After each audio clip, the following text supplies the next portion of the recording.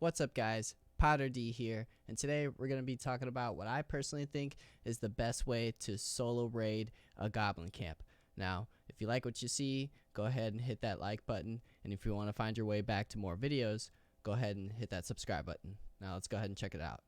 Okay, so first things first, I usually like to kind of scout out the camp, kind of figure out how big it is, see if there's any like multiple archer towers or multiple camps, see if there's shaman, because usually the camps range in size. Some can be very big, containing multiple berserkers. See, I'm just kind of skirting around the side here. I'm only really sneaking so that I can use the sneak damage bonus. I don't really have a high level sneak, so I'm not really depending on that to like evade enemies here. But it does come in handy.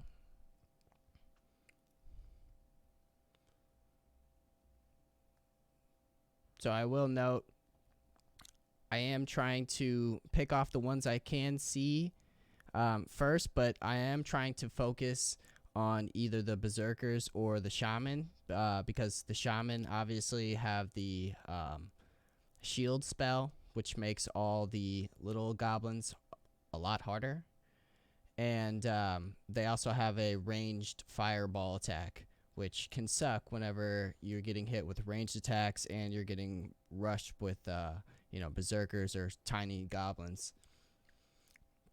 So you can see I'm trying to pick off the shaman here. They don't have that much HP, especially whenever you hit them with a surprise attack or a sneak attack. And it's just kind of a war of attrition. So if you're doing this during the daytime, you'll notice that their goblins don't actually respawn during the camp. And once you clear out these camps, the goblins won't respawn. And neither will the loot. So if you're going to be doing these and you're looking for like black metal and barley and flax and stuff, you're going to have to find more camps. So it's just kind of like a war of attrition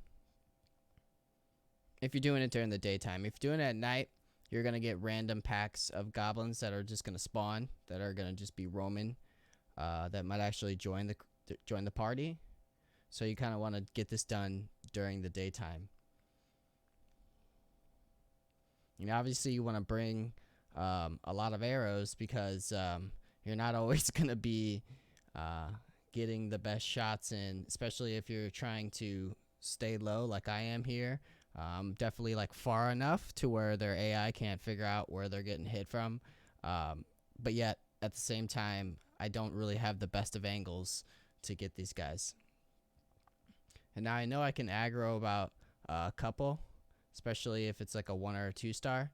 But I will say I have been one shot before by a 2-star spear guy before, and that sucked. I was like at about 100 health. I was eating, and I was in the animation of eating, and he just kind of busted out of a crowd. I didn't have bone mass or anything like that, and he just slapped me. So you want to be sure to take out those 2 stars, because they could really do some damage. And now another way you could do this is you can be running bone mass. You could see here I'm actually just running motor because I was spending most of my time exploring. But yeah, you could just run bone mass, and since these guys do mostly physical damage, I mean all physical damage, they will do piercing damage, and the fire guy, I guess he does some elemental fire damage, but you could run bone mass, and you can substantially reduce the damage those guys do. They do like from 50 to 60 a damage a hit to like 8 and 10. So you could really tank some hits. So my main goal here is I'm just trying to get the totems, because we're still kind of looking for Yagaloth in this game, and we need our 5 totems.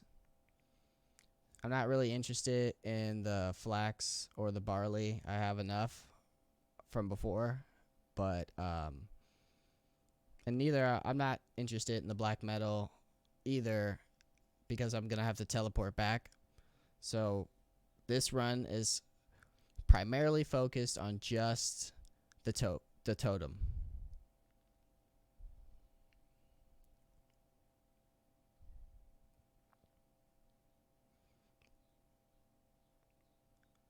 And now, if you go a little closer, and you shoot and you miss those shots, you are gonna aggro them. But because, like I said, I'm from a distance, that I'm able to kind of miss and have their AI really not know what's going on.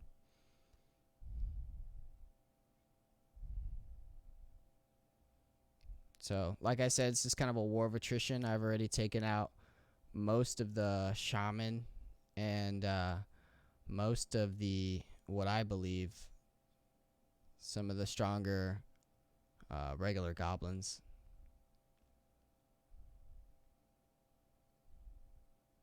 Yeah, see that shaman? That was pretty easy. Oh, look, see, he figured it out. Now I am using the obsidian arrows, but I will say that the frost arrows in the plains really work. They work really good because when you do get that shot off, you are gonna stun them. So if you are getting overrun and you hit a couple stuns, you are gonna be able to save yourself or buy yourself a little bit more time. See, because I'm kind of playing this safe here, so I don't want to get too close. But like I said, it's kind of sacrificing here on the angles of shots that I can make. But I am making some shots here.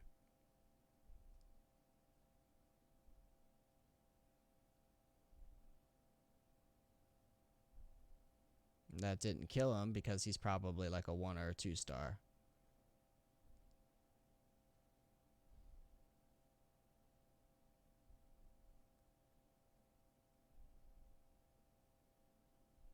And he took two surprise shots, 2 sneak shots. Well, that's 1 shot in everyone else.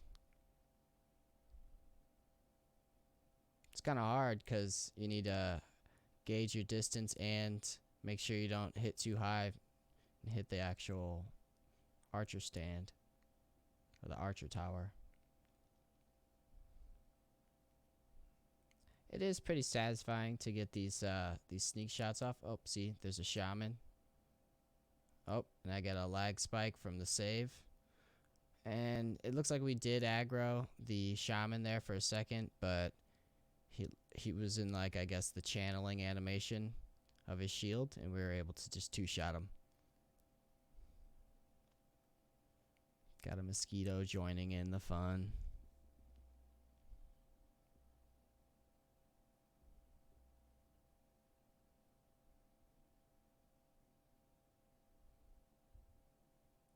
Take the mosquito out. No problem.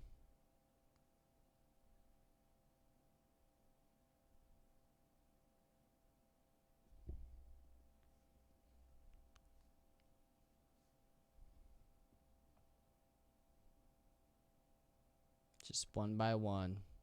A war of attrition. Making sure that I have enough arrows.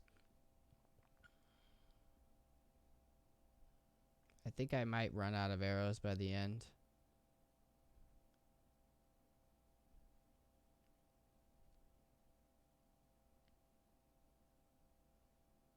But by this point, I don't even think there's enough goblins in the camp to be able to overwhelm me.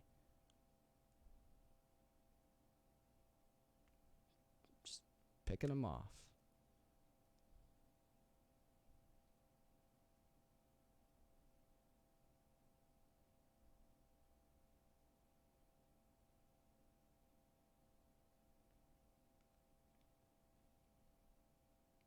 Oh, 2-star. See, this is the guy that has actually been able to one-shot me before. And I don't think he would have been able to one-shot me in that situation, but he definitely would have got me close. Now, there's only the last little guys that were huddled around the campfire farthest from where I started from. I believe there's only like a handful left.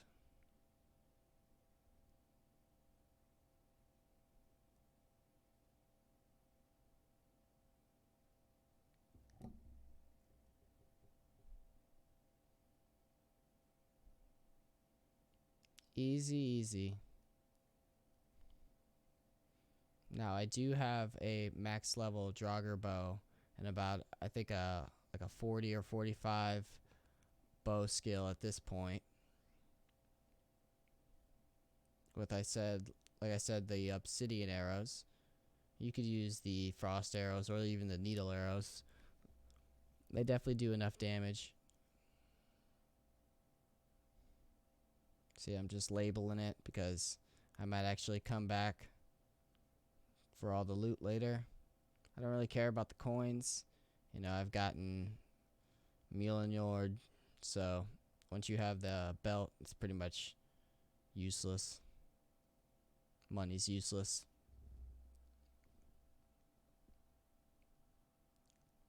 So I'm just kind of sneaking in.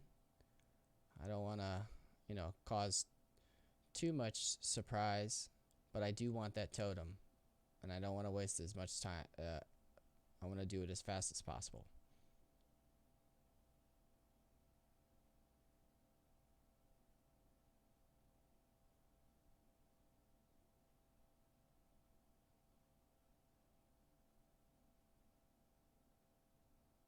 No, that might have been a shaman.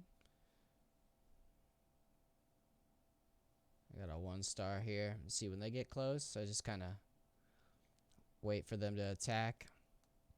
Especially the 1-stars. It's best to get your parry off and make sure you finish your combo. See, because he hit me for 45 damage there.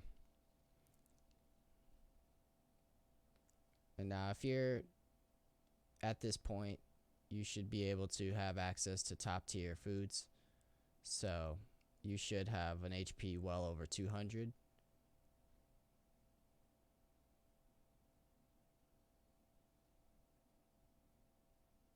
And so you could just kind of kite them out one at a time.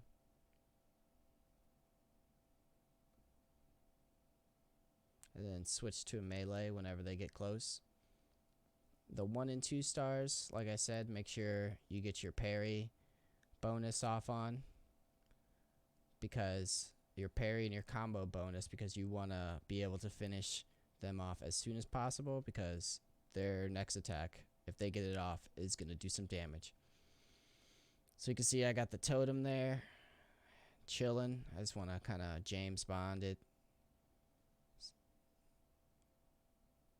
Mission Impossible it over it. Oh, okay, so my bow is 53 at this point. I thought it was much lower. See, alright, so we ran out of ammo. So we'll just kind of make sure we get our parry, finish it off, grab that totem. So we got about 3 left. 3 left, and I'm out of arrows. So I'm just going to go ahead and call that a day. Put my sword and my shield away and just go ahead and sprint for it. I mean, these guys do aggro for a while, so they might actually chase you halfway across the biome, which these guys actually didn't. They didn't want any.